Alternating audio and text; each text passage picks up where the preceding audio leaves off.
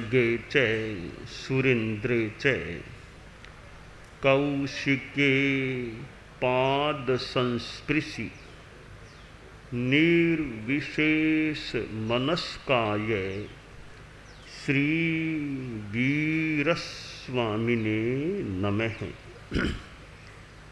आरहत वाङ्मय में कहा गया है, एयंखु राणिनो सारम जम न हिंसति कंचनम अहिंसा समयम चेव एयावंतम बियानिया। अहिंसा शब्द एक धर्म का अंगभूत तत्व है। हालांकि शब्द तो अपने आप में जड़ है, पर शब्द अर्थ का संवाहक होता है, इसलिए शब्द का भी महत्व होता है। एक शब्द हमारे कान में पड़ता है तो हमें प्रसन्नता की अनुभूति हो सकती है, अच्छा लग सकता है। एक अन्य शब्द कान में पड़ता है तो कि वह अच्छा नहीं, ऐसा प्रतीत हो सकता है। तो शब्द जड़ हैं, पर जड़ का अपना प्रभाव पड़ सकता है। कोई फोटो है, फोटो तो अपने आप में जड़ है, पर एक फोटो आँखों के सामने आती है। जैसे भगवान महावीर की फोटो आँखों के सामने आई, नवकार मंत्र आँखों के सामने आए, आचार्य भिक्षु, आचार्य श्री तुलसी, आचार्य महाप्रज्ञ जी की फोटो हमारे सामने आए, तो क्या भावधारा भीतर में प्रस्फुरित हो सकती है। और एक अन्य कोई हिंसा आदि की फोटो दृश्य सामने आ जाए तो क्या कैसा लग सकता है। तो पुद्गल हैं, जड़ हैं, वे भी हमारी भावधारा को प्रभावित करने में निमित्त बन सकते हैं या निमित्त हम बना सकते हैं। तो शब्द भी है तो पुद्गल, पर शब्द में जो अर्थात्मा होती है, अर्थ होता है, उसके आधार पर शब्द का अपना महत्व हो सकता है। गालियां दे तो वे भी तो शब्द हैं, और स्तुति करें वे भी शब्द हैं। अब गालियों को सुनकर किसी के मन में क्या असर हो सकता है, और स्तुति प्रशंसा के वाक्य सुनकर क्या असर हो सकता है। यह शब्दों का भले निमित्त रूप में हो, अपना प्रभाव होता है। भारतीय सभ्यता और संस्कार भारतीय सभ्यता हो चाहे गैर भारतीय सभ्यता हो, जो भी अध्यात्म से प्रभावित है, धर्म से भावित है, आत्म कल्याण से संबद्ध है, वह सभ्यता किसी भी देश की हो, किसी भी नाम से हो, वह अपने आप में अच्छी है। और संस्कार जो बढ़िया हैं, अच्छे हैं, वे संस्कार किसी देश के क्यों न हो, अच्छे संस्कार तो अच्छे ही रहेंगे। ये देश, परिवेश, काल की ये सीमाएं हैं। ये सीमाएं जहाँ सच्चाई, अच्छाई, गुणवत्ता की बात है, वहाँ हम सीमा पार हो सकते हैं भी। कोई सीमा की यथा औचित्य सीमा नहीं, सीमा का घेरा नहीं। अच्छी बात, सच्ची बात, बढ़िया बात आपके पास बढ़िया बात है तो हमें उसका समर्थन करने का यथासंभव मनोभाव रखना चाहिए। हमारे पास अच्छी बात है, आपको लेने का यथासंभव प्रयास करना चाहिए। तो क्राइटेरिया है कि अच्छाई सच्चाई जहाँ है बस वो होनी चाहिए। फिर यह भारत में है या भारत के बाहर है, अच्छाई सच्चाई बढ़िया चीज वो जहाँ से मिले उसे हम जितना संभव हो सके समर्थन देने का और लेने का, ग्रहण करने का प्रयास करें। यह अच्छी बात हो सकती। एक छोटा बच्चा भी कोई बढ़िया सुझाव दे रहा है, 8 वर्ष का बच्चा भी कोई बढ़िया बात बताए तो बच्चे से भी बढ़िया बात है, अच्छी बात है, तो हमें लेने में क्या दिक्कत है। तो 8 वर्ष 9 वर्ष के बच्चे के पास भी कोई ज्ञान कहीं कहीं मिल सकता है, कोई अच्छा चिंतन उससे भी मिल जाए तो हमें बढ़िया बात यथासंभवतया जो भी लगे उसको शब्दों से समर्थन न दे सकें तो मन से समर्थन दे दें, भाई बात इसकी अच्छी लग रही है। और अभय और साहस हो, औचित्य हो तो शब्दों से भी अच्छी बात को समर्थन दिया जा सकता है। और समर्थन ही नहीं, उसको स्वीकार करने का भी प्रयास किया जा सकता है। भारतीय सभ्यता और संस्कार, भारत में कितने ऋषि महर्षि अतीत में हुए होंगे और आज भी भारत में कितने ऋषि महर्षि संत लोग हैं। भारत की यह विशेषता लग रही है कि इस देश में अनेकता है, अनेकता, अनेकता में एकता भारत की विशेषता कि अनेकता है। अब अनेकता कैसे है कि भारत में कितनी भाषाएं चलती हैं। गुजरात में गुजराती भाषा है, महाराष्ट्र में जाएं तो मराठी भाषा, उधर आगे दक्षिण भारत में जाओ कन्नड़, तेलुगु, तमिल, मलयालम, इधर पूर्व की ओर जाओ बंगाली भाषा और फिर असम की ओर जो जो अपनी अपनी भाषाएं, इधर राजस्थान में मारवाड़ी भाषा, राजस्थानी भाषा, राजस्थानी भाषा में भी थोड़ा थोड़ा अंतर, मेवाड़ की अपनी भाषा, थड़ी वालों की थोड़ी अपनी भाषा, थोड़ा थोड़ा कहीं मामूली राजस्थानी में भी अंतर हो मारवाड़ के अपने ढंग से बोलते हैं, थड़ी वाले अपने ढंग से बोलते हैं, तो थोड़े थोड़े राजस्थानी है तो राजस्थानी भाषा थोड़ा थोड़ा अंतर कि मारवाड़ वालों का अपना बोलने का क्रम, थड़ी वालों का थोड़ा अपना क्रम, मेवाड़ का थोड़ा कोई अपना क्रम हो सकता है।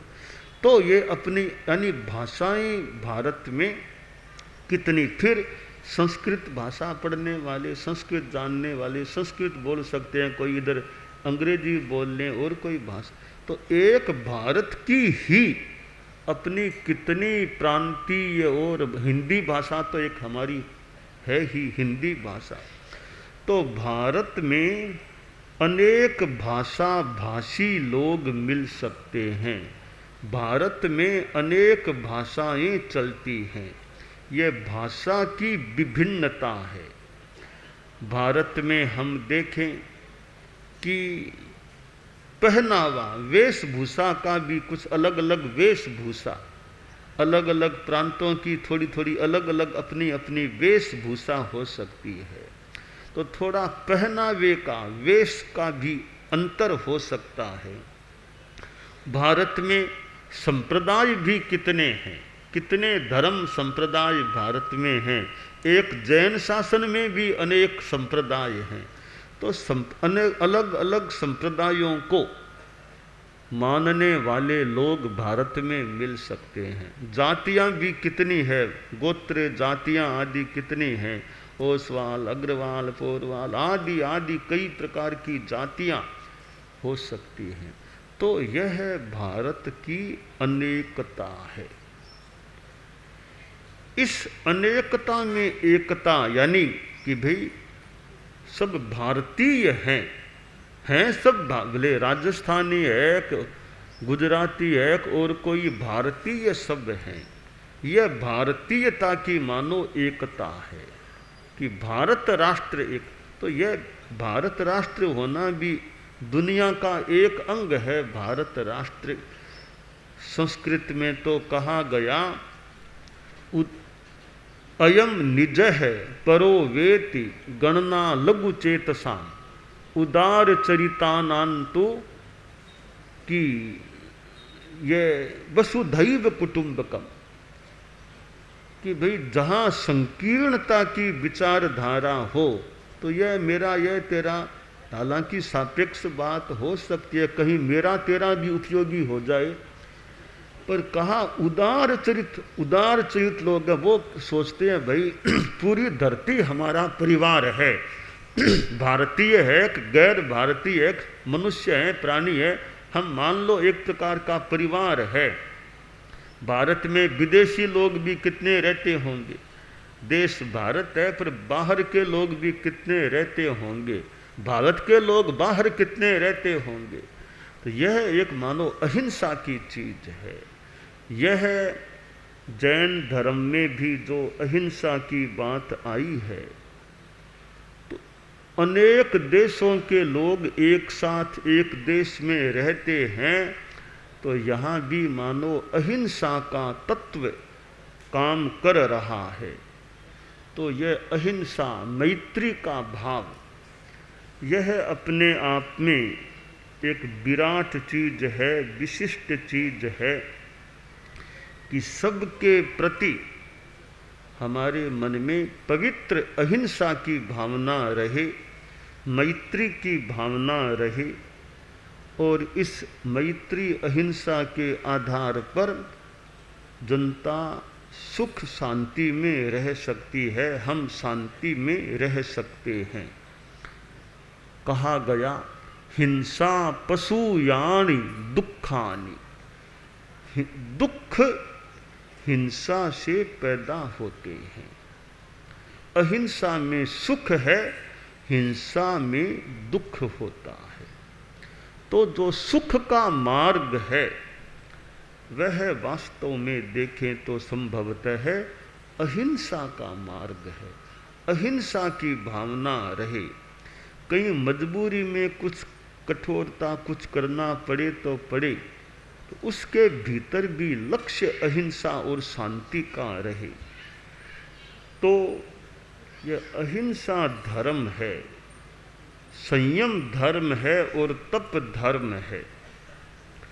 हमारे व्यवहार में कैसे अहिंसा रहे, संयम रहे, तप रहे। और अहिंसा तो एक भगवती है, सब भूय खेमं करी, अहिंसा भगवती है, सब जीवों का क्षेम करने वाली है, अहिंसा कल्याण करने वाली है। तो यह अहिंसा हमारे मन में मनुष्यों के प्रति भी हो, छोटे बड़े पशुओं प्राणियों के प्रति भी अहिंसा की भावना हो। और तो क्या, सांप भी निकल जाए तो भी मन में आए भी इसको मार, जहाँ तक हो सके मारे नहीं, सांप भी दुनिया का प्राणी है, इसको मारे नहीं, बिना मारे काम हो जाए, तो उसको न मारने का भी भाव मन में आए कि जहाँ तक हो सके मारना नहीं, प्राणी को दूर छोड़ना अलग बात है, मारना नहीं। यह नहीं मारने का भाव हमारे मन में रहे तो अहिंसा की चेतना जागे। आचार्य श्री महाप्रज्ञ जी जो अहिंसा यात्रा करने वाले थे, अहिंसा यात्रा की थी, गुजरात भी पधारे थे, अहमदाबाद सूरत आदि क्षेत्रों में पधारना हुआ था। आचार्य श्री तुलसी तो कच्छ में भी पधारे थे, गुजरात में क्या कच्छ में भी पधारे थे, सौराष्ट्र क्यार और अहमदाबाद आदि क्षेत्रों में पधारे थे। आचार्य श्री तुलसी ने अनुव्रत की बात बताई कि छोटे छोटे व्रत नियम जीवन में आ जाएं तो इन व्रतों से आदमी की आत्मा अच्छी बन सकती है, आदमी खुद अच्छा बन सकता है। तो ये अनुव्रत है। फिर प्रेक्षा ध्यान, आचार्य श्री महाप्रज्ञ जी प्रेक्षा ध्यान का प्रयोग कराते थे कि ध्यान आध्यात्मिकता में राग द्वेष मुक्ति, प्रियता और अप्रियता के भावों से विमुक्त रहते हुए देखना। तो यह जो अध्यात्म शास्त्र अध्यात्म है, अध्यात्म के द्वारा संस्कार भी अच्छे बन सकते हैं। तो भारतीय सभ्यता और संस्कार कि भारत में हम देखते हैं, हम चूंकि भारत में ज़्यादा रहने वाले हैं, भारत में कितने धर्म शास्त्र हैं, कितने ग्रंथ भारत के पास हैं। प्राचीन काल के ले लो, संस्कृत के क्या, ये प्राकृत अर्धमागधी और भी कितने ग्रंथ भारत के पास हैं, और कितने संत भारत में हैं, और कितने पंथ भारत में हैं। यह ग्रंथों से ज्ञान और संतों से सन्मार्ग दर्शन सन्मति और पंथों से पथ दर्शन अच्छा मिलता रहे, तो ग्रंथों संतों और पंथों की हितावहता अथवा अच्छी उपयोगिता भी हो सकती है। भारत के पास यह जो ज्ञान का खजाना है, किताबें हैं, और एक समय था कि भारत में संत पुरुष विशिष्ट ऋषि मुनि स्वयं ज्ञान के इतने भंडार होते थे, अतीन्द्रिय ज्ञान संपन्न होते थे कि एक साधु एक जगह बैठा बैठा उसको पता चल रहा है दुनिया में कहाँ क्या हो रहा है। केवल ज्ञान जिसको हो गया, दुनिया में कहाँ क्या हो रहा है वे उसके भी ज्ञाता यानी सर्वज्ञ वे हो जाते थे। तो ये भारत में जो स्थितियां रही हैं, जैन शासन में 24 तीर्थंकरों की बात आती है। भगवान ऋषभ से लेकर भगवान महावीर तक के 24 तीर्थंकर हुए। तो ये जिस धरती पर ऐसे महापुरुष होते हैं, और पूरी दुनिया में भी कम से कम 20 तीर्थंकर तो हमेशा विद्यमान रहते हैं, और भारत से बाहर बहुत तीर्थंकर 20 तीर्थंकर हैं, वे अभी भारत से बाहर हैं, भारत में भी तीर्थंकर हुए हैं। तो ये भारतीय सभ्यता और संस्कार की भारतीय सभ्यता क्या, आज हम देखें कि भारत के में मतलब भगवान महावीर थे, वे गर्भ में थे, तब उनके मन में आया कि मैं गर्भ में हूँ, माँ के पेट में हूँ, तो मेरे कारण से माँ को तकलीफ नहीं होनी चाहिए। कितना बड़ा एक चिंतन कि मैं गर्भस्थ हूँ, तो मैं गर्भ में रहूँ तो भी माँ को मेरी ओर से तकलीफ नहीं पड़े, मेरे हलन चलन से माँ को कष्ट न पड़े। अब ये कितना ऐसा माँ के प्रति एक चिंतन कि माँ को तकलीफ नहीं, यानी माँ के प्रति संतान की कितनी जागरूकता है। और महावीर ने गर्भस्थ अवस्था में नियम ले लिया, जो घटना घटी कि मैं जब तक माता पिता जीवित रहेंगे साधु दीक्षा भी नहीं लूँगा, माँ बाप को तकलीफ नहीं पड़नी चाहिए। अर्थात यह माँ बाप के प्रति एक भावना, और फिर अध्यात्म साथ में रहे, माँ बाप के प्रति आध्यात्मिक भावना रहे। अब श्रवण कुमार की बात आती है, स्कूल में पाठ में भी श्रवण कुमार कैसे माँ बाप की वो कावड़ और कैसे सेवा परिचर्या। तो यह हम इसको भारतीय सभ्यता मान लें, संस्कृति मान लें कि भारत के अनेक महापुरुष हम देखें, भगवान महावीर हैं, भगवान पार्श्व हैं, ऋषभ हैं, फिर भगवान राम को देखें कि भगवान राम की रामायण है। हमारे जैनों में भी रामायण चलती है कि रामचंद्र जी, पिताजी दशरथ जी और माँ कौशल्या, इधर सीता जी, तो रामचंद्र जी का भी देखो कितना एक बड़ा चिंतन, उत्तराधिकार की बात आई। दशरथ जी ने कहा कि अब उत्तराधिकार सौंपना है, और कैकेयी ने वरदान मांग लिया है, तो मैं भरत को उत्तराधिकार सौंपना चाहता हूँ। रामचंद्र जी बोले, पिताजी इस बहुत अच्छी बात है, दाई बाई आंख में क्या फर्क है, भरत है सो राम है, राम है सो भरत है, एक ही बात, आप आराम से सौंपिए भरत को, तो बहुत अच्छी बात, कोई दिक्कत नहीं है। तो भरत को कहा, बेटा अब मुझे उत्तराधिकार सौंपना है, मुझे तो साधना संन्यास में लगना है, साधुत्व में, यह उत्तराधिकार अब तुम्हें सौंपना। पिताजी मैं नहीं लूंगा, मैं उत्तराधिकार नहीं लूंगा। भाई जी बैठे हैं ना रामचंद्र जी, मैं कैसे उत्तराधिकार ले लूंगा। अब वो नाना करने लग गया कि मैं कैसे लूं, भाई जी, बड़े भाई जी बैठे हैं। अब समस्या हो गई, दशरथ जी तो देना चाहते हैं, मतलब देने की बात भरत जी का, मैं कैसे ले लूं। रामचंद्र जी बोले, भैया पिताजी कह रहे हैं ना, अब जो भी वरदान की ओर की बात है तो पिताजी का वचन भी तो पूरा तुम स्वीकार करो। भाई जी नहीं नहीं, आपस में मानो वो मनुहार क्या वो कदे कि भरत का है कि मैं कैसे ले लूं उत्तराधिकार, बड़े भाई रामचंद्र जी हैं, रामचंद्र जी के पिताजी जो कह रहे हैं तो तुम क्यों नहीं लेते हो। बोलते बोलते आखिर भरत बोला कि मैं बस मेरी एक बात सुन लो आप, भाई जी रामचंद्र जी के रहते भरत कभी उत्तराधिकार नहीं लेगा। रामचंद्र जी ने बोले, पिताजी भैया ने ठीक कह दिया, भरत भाई ने ठीक कह दिया, अच्छी बात कह दी है कि रामचंद्र जी के रहते मैं उत्तराधिकार नहीं लूंगा, तो इसकी बात भी मान ली जाए, आप मुझे आदेश दो, मैं वनवास के लिए जाऊं, मैं यहाँ नहीं रहूंगा, और पीछे भरत को उत्तराधिकार लेना पड़ेगा। रामचंद्र जी ने बात को पकड़ लिया कि भैया ठीक है, मैं नहीं रहूंगा, फिर तुमको लेना होगा। और रामचंद्र जी वनवास के लिए निकल पड़े, लक्ष्मण जी साथ हो गए, यह भाई के प्रति लक्ष्मण जी साथ हो गए, सीता जी भी कहाँ पीछे रहने वाली थी, वो भी साथ हो गई। कैसे चल पड़े। अब कई ने सोचा, रे ये क्या कर दिया मैंने, क्यों ऐसा वरदान मांग लिया, समस्या हो गई। अब भरत भी नाना कहता है, रामचंद्र भी चला गया, उनको वनवास में जाना पड़ा।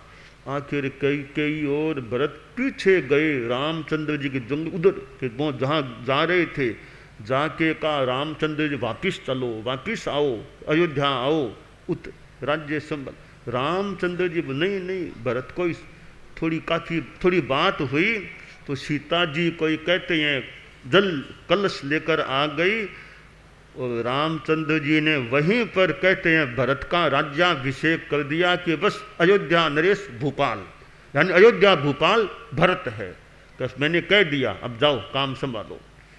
तो कहा भाई जी अब आपका कह दिया, तो अब एक काम है, आपके वो अन्य रामायण में खड़ाऊ मुझे दे दो, यानी मालिक तो आप, मैं उसका भाव बताना चाहूँगा यथासंभवतया, मालिक तो आप हो, जब तक आप नहीं पधारो अयोध्या तब तक रुखवाड़ी करने का काम मैं करूँगा राज्य की। अर्थात यह भारत की बात कि भारत में उत्तराधिकार पाने की लड़ाई नहीं है, उत्तराधिकार नहीं लेने की लड़ाई कि नहीं तुम लो, अगर तुम लो नहीं तुम लो, यह मनुहार की बात है। आज समाज में देखें, राजनीति में, हालांकि पद लेना कोई बुरी बात नहीं है, पद का भी अपना महत्व है, पर यह देखिए कि भाई पद के लिए लड़ाई नहीं, कभी मैं लूं मैं लूं मैं लूं। भाइयों में मनुहार उल्टी, और वो कहते हैं तुम लो, वो कहते तुम लो, आप लो पद। तो यह भारतीय संस्कृति और सभ्यता, तो हमारे धर्म ग्रंथों में और भी ग्रंथों में जो भी अच्छी अच्छी बातें मिले, तो हमारी संस्कृति में अहिंसा रहे, हमारी संस्कृति में मैत्री भाव रहे, हमारी संस्कृति में आध्यात्मिकता रहे, तो यह अहिंसा भी एक ऐसा तत्व है जो मानो यूँ सबके लिए मोटा मोटी अच्छा है, भारतीय हो चाहे गैर भारतीय हो, अहिंसा अहिंसा रहे। तो यह अहिंसा धर्म ऐसा है जो सुख देने वाला है। जहाँ हिंसा होती है वहाँ दुख, अशांति, पाप कर्मों का बंधन, ये स्थितियाँ बन सकती है। तो गांधी धाम में हमारा प्रवास हो रहा है, आज रविवार भी है और अब प्रवास भी अब संपन्नता की तरफ, मानो अब आधे से ज़्यादा होने के बाद संपन्नता निकट होती चली जाती है। तो यह भारतीय सभ्यता और संस्कार की बात है।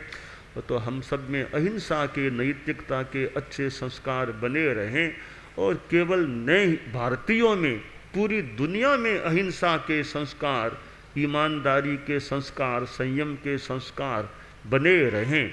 तो हमारा जीवन ही क्या, हमारी आत्मा अच्छी बन सकती है। और हमारे ग्रंथों में, शास्त्रों में मोक्ष की बात आई है कि कैसे मोक्ष, आत्मा परम स्थान, परमात्म स्वरूप या मोक्ष स्थान को प्राप्त करे। और उसके लिए यह धर्म, अध्यात्म की बात है।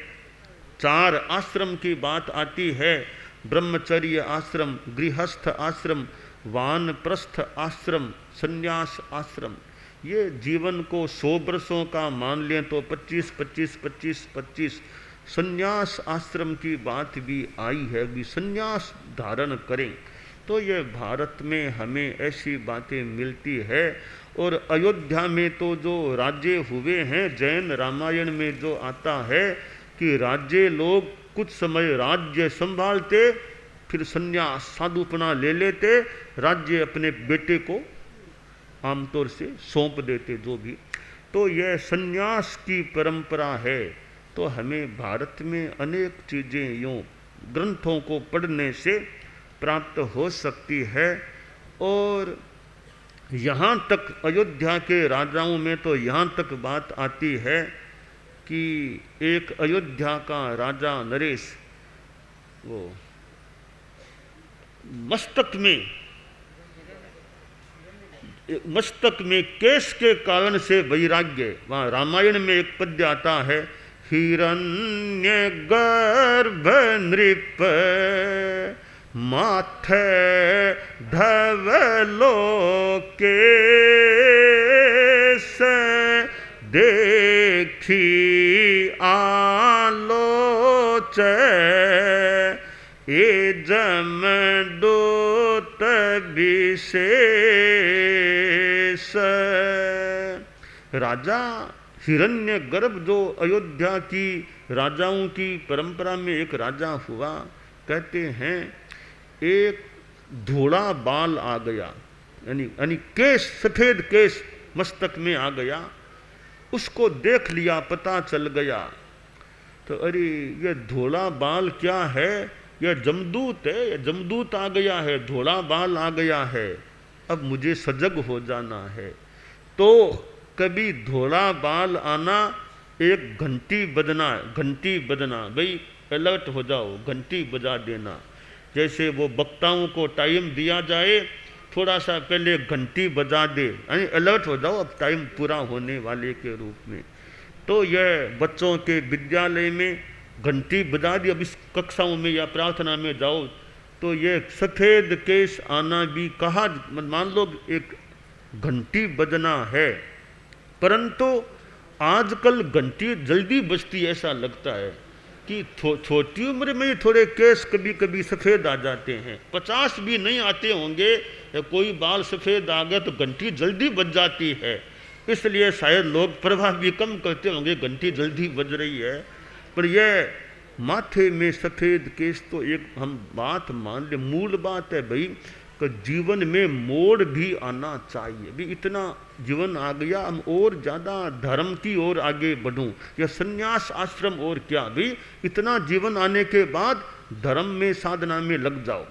तो अयोध्या के राजा भी कैसे राजपाट छोड़ करके साधुत्व स्वीकार कर लेते, ऐसी बात आती है।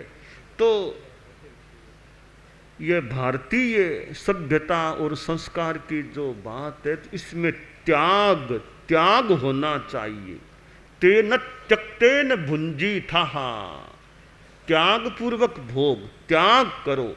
कि जीवन में छोड़ो, त्याग करो, कि त्याग की चेतना, जीवन में खान पान रहन सहन में संयम, त्याग।